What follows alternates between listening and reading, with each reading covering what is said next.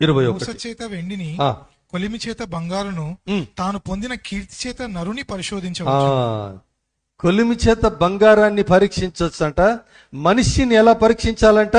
తాను పొందిన కీర్తి చేత. కొంచెం ఫేమస్ చేసి ఎవరినైనా మీరు పరీక్షించాలంటే ఏం చేయాలి? ముందు కొంచెం వాళ్ళని ఫేమస్ చేయాలి. ఫేమస్ చేయడం అంటే అరే బయ్ అనాల.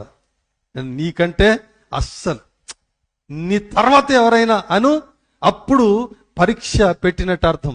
ఆ పరీక్షలో మనోడు ఎట్లా స్పందిస్తున్నాడో, ఫెయిల్ అవుతున్నాడో పాస్ అవుతున్నాడో మనకు అర్థమైపోతుంది. మనం అలా అన్న వెంటనే వద్దు తమ్మి మునగ చెట్టు ఎక్కించగిగా నువ్వు ఆపు జరా, నన్నేమనదు. ఆ పొగడేది ఉంటే దేవుణ్ణి పొగుడు, స్తుతించాల్సి ఉంటే దేవుణ్ణి స్తుతించు అని అన్నాడు అనుకోండి, పాస్ అయిపోయినట్టే.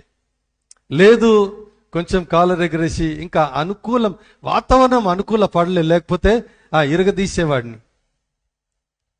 వాతావరణం అనుకూల పడల.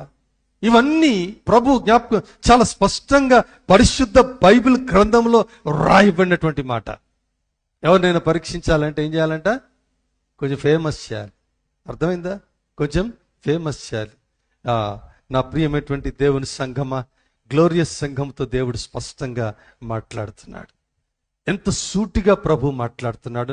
నంబర్ 1, ఆ గోపురం లేకుండా చేయడానికి కారణం వారి ప్రణాళికలన్నీ కూడా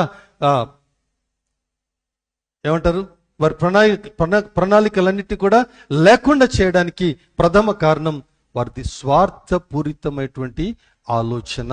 తమ సొంత పేరు కొరకు చేసినటువంటి ఆలోచనగా మనం చూస్తాం.